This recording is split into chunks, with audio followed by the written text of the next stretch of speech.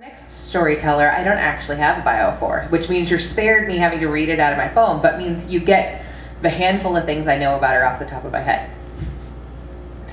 So, she's younger than me, which makes, she might actually be the youngest person in the building. I can't actually say between the two people closest to me. Oh, no, she's the second youngest person in the building tonight. As she came in, she has been coming and hearing stories here, and this is going to be her first time up on stage, right? And as she walked in, she's met my wife before, but she hadn't met me, and she knocked my purse, and she told me she was clumsy, and so am I, so we're already sisters in that club, and she is going to tell us a story tonight about starting over. Her name is Dana. I'm going to try to stay on topic here. I have a tendency to go into a million stories when I'm telling one. So give me a little signal or something if I'm going off way too far. So about 5.5 to 6 years ago, I was sitting on a beach with my mom, somewhere where we all kind of wish we were right now, in Southwest Florida. It was my last couple of... Is this better? Yes. Okay, there we go. So I was a theater major, believe it or not, for how nervous I am right now. It was my last couple of months of college, and we kind of tried to make it a weekly thing to meet at the beach, eat lunch, and kind of catch up on each other's lives over a few beers.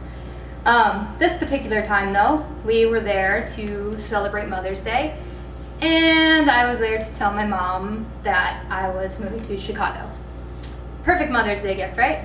A couple days before, I was backstage getting ready for a performance with my professor at the time, who was my mentor, and I said to her, Tyler, I have no idea what I want to do, or where I want to go. I know I want to act, but I know I don't want to move to New York. I don't want to move to LA yet. Where should I go?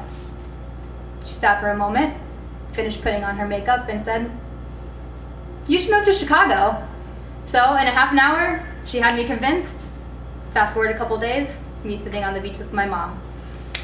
After a few beers, I worked up the nerve and told her, hey mom, so I know you love me living here, this is really great, but I think I'm moving to Chicago when I graduate. Of course, she was shocked. I'd never mentioned Chicago before. I told her I had a plan. She was really supportive of my career. She wasn't like, some people, but since 6th grade, she had been to every performance I had been involved in, whether it be acting, if I was a lighting designer, I just painted the window. And there were some really, really bizarre out there performances. But after every one, she brought me flowers and told me, great job. I think it was more of the never have been to Chicago, moving about 1,000 miles away in a time zone. She kind of thought, oh hey, she's moving away from me, not, following a career. So I told her all the reasons, this would be a great place to build up my resume, I have money in the bank, this is really the time, now is the time I have to go. Had her convinced. She wasn't exactly excited, but that's how it goes sometimes. I graduated college June 22nd, and I flew to Chicago, my life in a big red suitcase, on June 23rd. I was moving in with a friend who had guilted me into moving in with her. I wanted to kind of start off on my own, new city, new life, post-college. I know what I'm doing. I know everything. I was supposed to meet her after work, so as soon as I got off the plane, I pulled my really heavy, big red suitcase over to Urban Outfitters where she worked. Sat it down, waited for her to get out. 5 minutes passed, 10 minutes, half an hour. I really didn't know what to do. I didn't know where anything was. The suitcase was too big to bring anywhere. I tried to go into a Borders, and that didn't really work out. They thought I was going to steal some books. So I just plopped it down and sat on top of it for at least a couple of hours. She came out, she was kind of apologetic, but not really, hey, sorry, why didn't you just come in? Not realizing I couldn't even fit my suitcase through the door. Previously up to that, the few times I can get a hold of her on the phone, she had told me, hey, I'm really sorry, my apartment's kind of messy, but it'll be great, I have this futon you could stay on, you love animals, I have a dog, it'll be great, it's great, I'm really sorry, it's messy, it's messy, it's messy. Told her, no, that's okay, I don't mind mess, it's good, everything's fine. Nothing could prepare me for walking into that door. It was really like Hoarders. It smelled putrid. We opened up, things moved. So I went straight to the bathroom because we were traveling, I was waiting outside all day.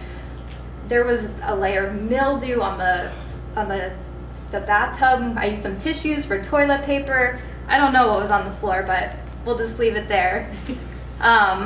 So we went to go watch a movie. Of course, it was Harry Potter, because, I'm a big Harry Potter fan. Stephanie is. And so was she. And so I thought, okay, this is okay. This is okay. I know what I'm doing. This is what I'm supposed to be doing. We're good. We're watching Harry Potter. Everything's going to be okay. And then I hear, she didn't flinch. I look out the window above my now bed futon, and there's the red line. Oh. I was like, oh, this is fine. This is fine. But every 15 minutes of Harry Potter, you don't hear, you're a wizard, Harry. You hear. It was great. It was okay, though, because I knew, in a couple days I'll have my interview to go. I'd worked at Best Buy at the time. Oh, man, I have a lot left. It's okay. Anyway, I'd moved to Best Buy, or I'd worked at Best Buy at the time, and I transferred over. I got there, I waited 2 hours for their interview, for them to sit down into a room and tell me, you came highly recommended, you get paid too much, when can you start? So I started the next day. I worked there. I didn't know what I was doing. I didn't know where I was going to go. Fast forward, I went on a few auditions, and eventually I decided theater really wasn't what I wanted to do. I'd been doing it since 6th grade, though, so I didn't know whether I should keep going on auditions, whether I should put out some design resumes. And I just kept going. I call my mom every day coming home from work. Mom, what am I doing? What am I doing? Why did I move here? She would be totally supportive still. Hey, if you wanna come home, that's okay. We'll figure it out. Best Buy really wasn't paying the bills. I was miserable. I was working 10-hour shifts, no breaks sometimes, and somehow along the way I picked up a nannying gig. So my days would go, wake up at 5:30, go get some kids ready for school. About 8 o'clock in the morning, drop them off at school, call my mom, what am I doing with my life? I don't know what to do. Go to my shift at Best Buy, work until 6 to 11 o'clock, go home to my dog pee futon. Oh yeah, the dog liked to pee on the futon. But I was too exhausted to care by the time I got home. And then repeat.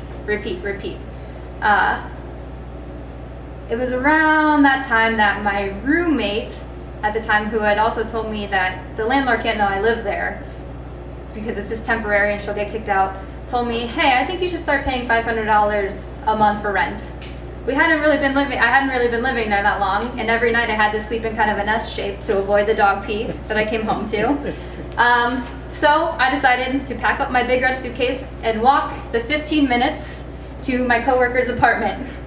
He said, hey, we have someone leaving, you can come sublet, it'll be great. So I did that. I lived there for a while. It was a revolving cast of roommates. There were 3 at all times, sometimes 5, 6, 7.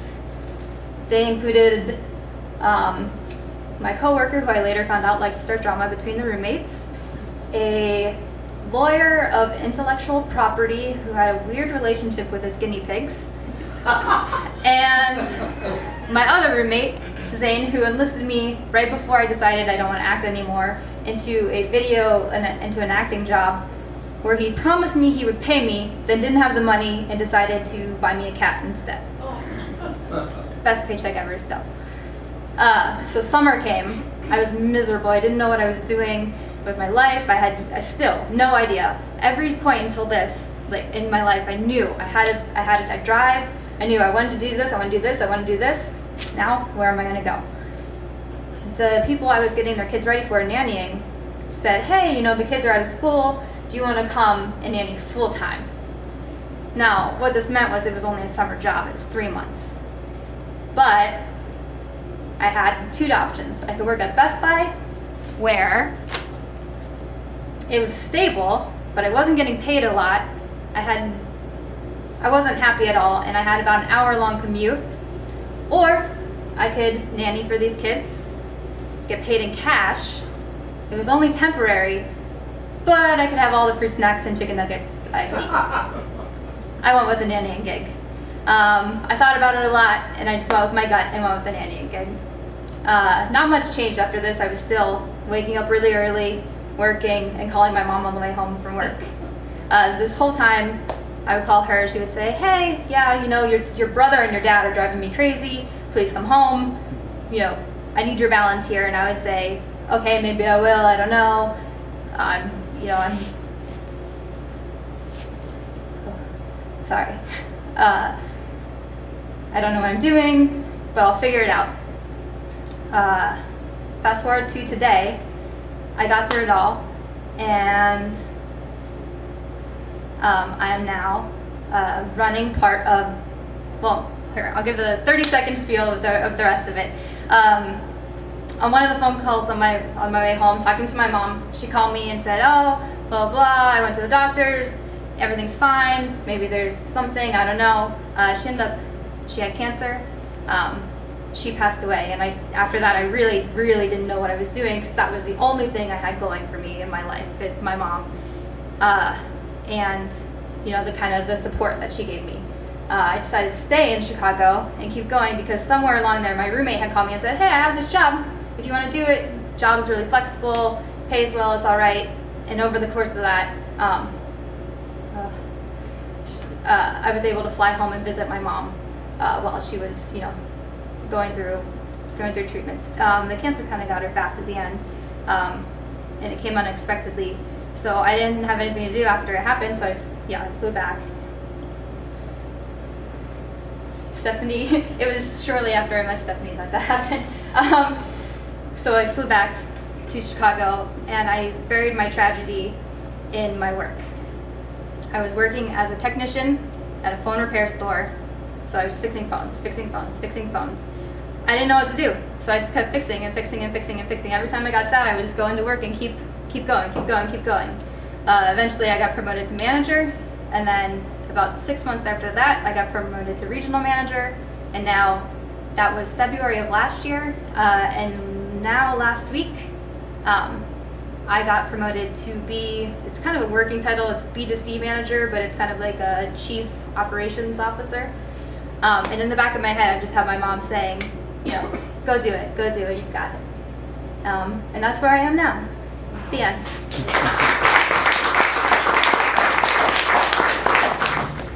Thanks so much, Dana. So we have the sisterhood of clumsiness and the sisterhood of losing a parent to cancer. So I think it's interesting when you sit and hear people's stories. That's the beauty of it, is I wouldn't have known that. You wouldn't have necessarily known that about me. And yet now during the break, which is not next, we have one more storyteller, but now during the break we have things to talk about. And I assume that everybody in the room has more things to talk about.